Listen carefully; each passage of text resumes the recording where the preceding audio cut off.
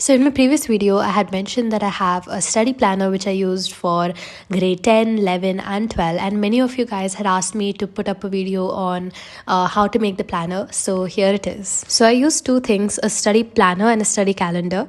So if you first see here, this is a study planner. So I have like my textbook, exemplar, any question bank of your choice, PBQ, and like a bunch of revision columns. As you can see, many rows are not ticked and empty because by the end I began using a study calendar, which I'll show later in the video.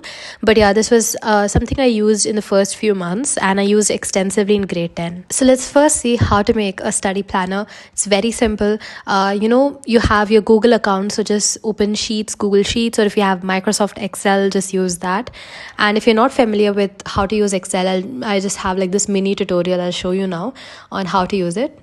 So once you open a new spreadsheet, just select a few cells on the top and you'll end up merging them, and then you choose a color.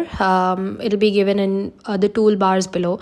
So just choose a color and then come to the center of the line you made, and then write whatever heading you want. For example, if I'm making a study planner for chemistry, that's what I'm going to write, as you can see.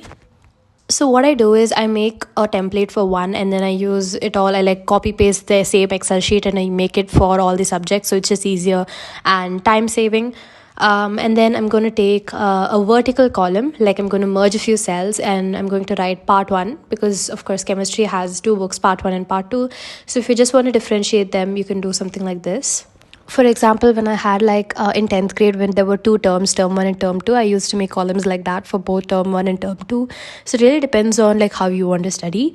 And then I'm going to merge another line below study planner, and this could be a different color, like how I showed you to add color. And then I'm just going to write the headings like chapter name, and then which all sources I want to refer, maybe a textbook, a question bank of your choice, previous board questions, whichever you want to. And then I'm just going to write revision 1, revision 2, and so on, until how many revisions you expect yourself to do.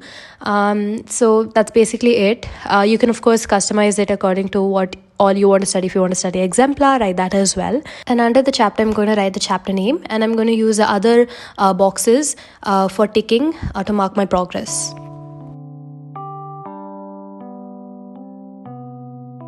Let's now see how to make a study calendar, which I showed earlier in the beginning of the video.